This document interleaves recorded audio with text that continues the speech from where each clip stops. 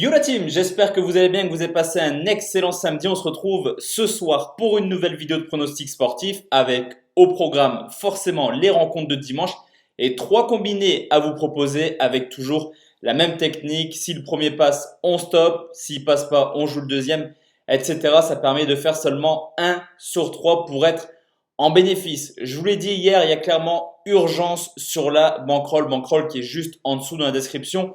On a vécu une semaine totalement noire, on va pas se mentir et continuer à être transparent sur la chaîne. Encore une fois, le combiné d'hier ne passe pas, mais toujours ce manque de réussite. On a bien eu 3 buts entre la Juve et Lecce, victoire des Turinois sur le score de 4-0. Malheureusement, Séville n'a pas réussi à s'imposer à domicile contre Valladolid malgré un but refusé par la VAR pour un hors-jeu de 1 ou 2 cm. En tout cas, beaucoup de déceptions hier. Alors, on va pas changer la stratégie, on va rester cohérent dans l'analyse et dans notre stratégie dans les paris sportifs. Mais voilà, il y a clairement urgence. Ça passe par ce samedi par au moins une victoire pour prendre du gage, mais également demain, il faut absolument en faire passer 1 sur 3 pour essayer de terminer le mois de juin en positif. Il reste quelques jours pour le faire. Pour demain, on part sur 6 pronostics, donc 3 combinés. On commence en Espagne à 14 h où Levante reçoit le Betis de Séville, le 12e qui reçoit le 13e. Un match sans enjeu, certes, mais qui promet quand même d'être plutôt sympa. Car Levante est une équipe assez agréable à regarder à domicile. 25 points pris en 15 matchs et tout de même déjà 20 buts marqués. Du côté du Betis Séville, la saison est extrêmement compliquée pour eux malgré le talent, mais le talent ne fait pas tout. Une seule victoire hors de leur base, 11 petits buts marqués pour déjà 25 encaissés. Au niveau de l'état de forme, honnêtement, c'est l'une des premières fois que je regarde Levante depuis la reprise de la Liga avec tous les matchs en décalé. Et Levante, plutôt une équipe assez séduisante. Une victoire, 2 nuls pour seulement une défaite. 5 petits buts marqués, mais tout de même 5 buts. Par contre, 0 clean sheet. D'ailleurs, 15 matchs à domicile, seulement 4 clean sheets pour Levante.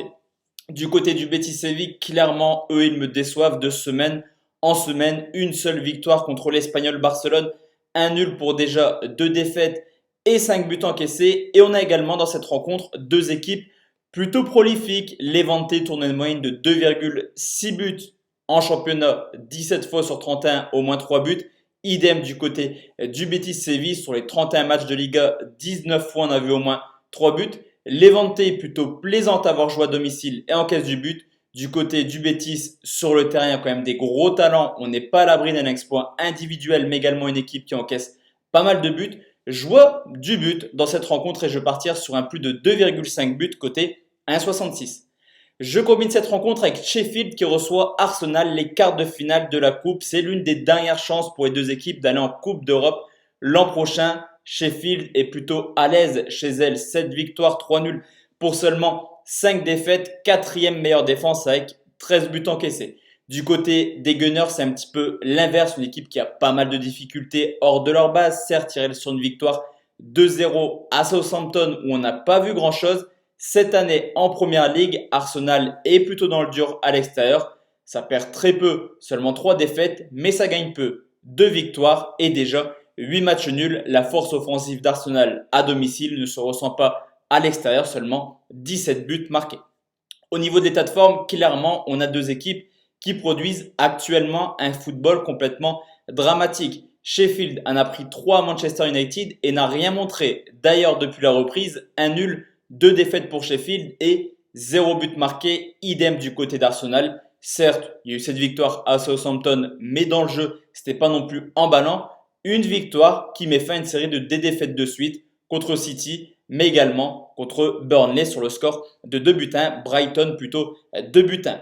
Historiquement, une victoire pour Sheffield, un match nul cette année, 2 fois 1-0 et 0-0. Il y aura très peu de buts dans cette rencontre, mais quoi qu'il arrive, on aura un résultat final. Pas mal d'absents du côté d'Arsenal. C'est la raison pour laquelle je pense qu'Arsenal va encore nous décevoir et partir sur Sheffield ou nul, quota 1,52 qui nous fait un premier combiné à 2,52.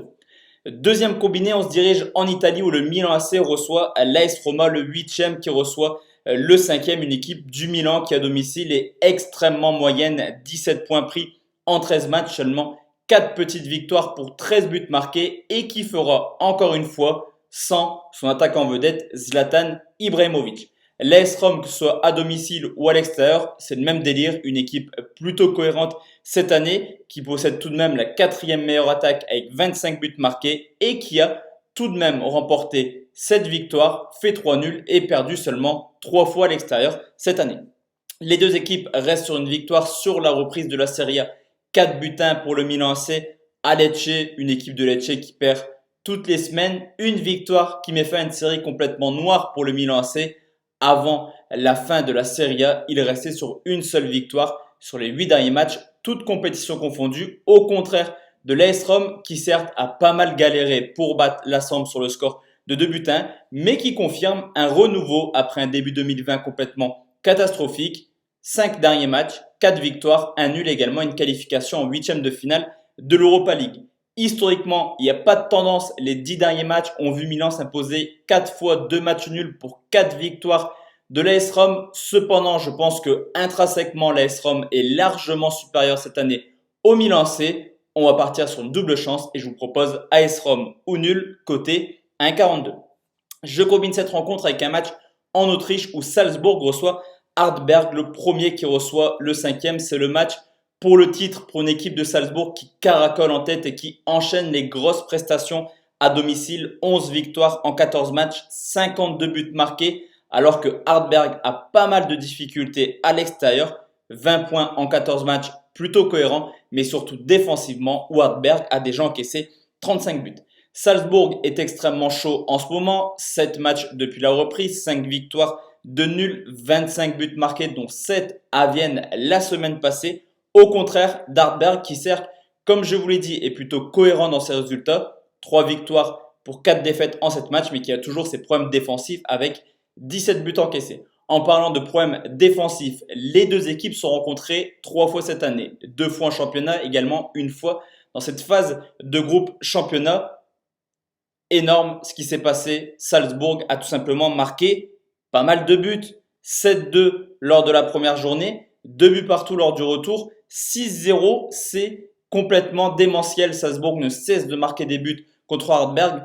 On va partir tranquillement sur un buteur et on remarque que Daka est le meilleur buteur mais qui n'a plus marqué depuis 3 matchs. Il va vouloir un petit peu offrir le titre à Salzbourg. D'ailleurs, sur les 3 confrontations cette année, Daka a tout de même marqué 6 buts en 3 matchs.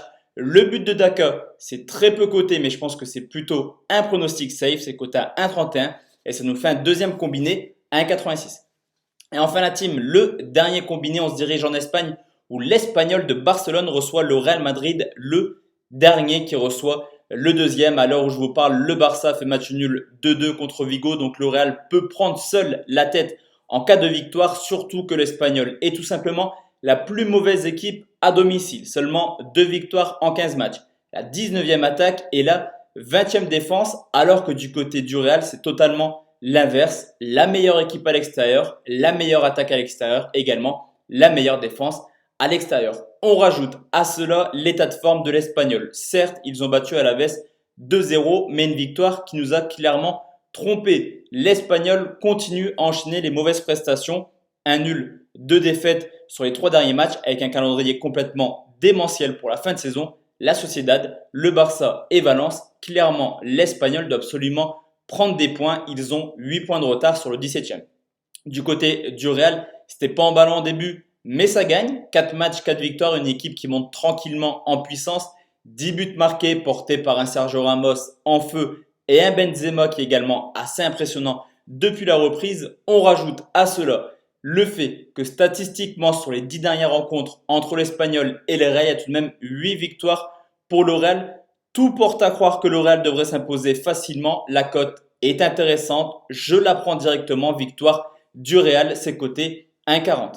Et enfin la team, le dernier match, on retourne en Italie où Parme reçoit l'Inter de Milan, le 7e qui reçoit le 3e. C'est aussi un match assez important pour les deux équipes. Parme a 3 points de retard sur Naples, qualificative la 6e place pour l'Europa League. Du côté de l'Inter, il va falloir profiter de la défaite de la Lazio contre l'Atalanta Bergame pour essayer d'aller les embêter et d'aller chercher la 2e place.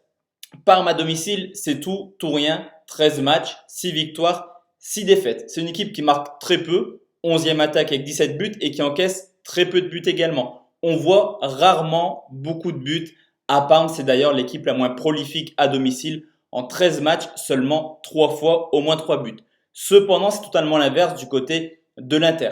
9 victoires en 13 matchs à l'extérieur, la meilleure équipe, également l'une des meilleures attaques avec 26 buts marqués. L'Inter peut compter sur Lukaku cette année, auteur de 19 buts, pour faire trembler les filets adverses. L'état de forme des deux équipes est plutôt sympathique. 4 points pris sur les 2 derniers matchs, mais c'est défensivement que ça pêche un petit peu. Parme est bon défensivement, mais en ce moment, ça l'est moins. 2 matchs, 0 clean sheet. D'ailleurs, sur les 10 matchs de 2020, seulement 3 clean sheets, mais une équipe qui s'est marquée avec 5 buts marqués sur les 2 dernières rencontres. Du côté de l'Inter, c'est idem. Défensivement, c'était plutôt costaud en début de saison. En ce moment, ça encaisse pas mal de buts. En témoignent les 3 buts encaissés contre Sassuolo. Mais je vous l'ai dit, avec Lukaku devant, ils sont capables de marquer n'importe quand. Match important. Parme peut mettre la pression sur Naples. L'Inter va vouloir rattraper la Lazio. Les deux équipes vont vouloir s'imposer. On devrait voir un beau spectacle tout de même.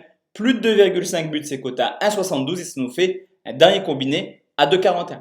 Donc voici la team, mes 6 pronostics pour demain. On se retrouve demain soir pour une nouvelle vidéo en espérant que la journée de samedi nous apporte du gain, mais également la journée de dimanche. Portez-vous bien. Excellent week-end la team et à demain soir. Ciao, ciao.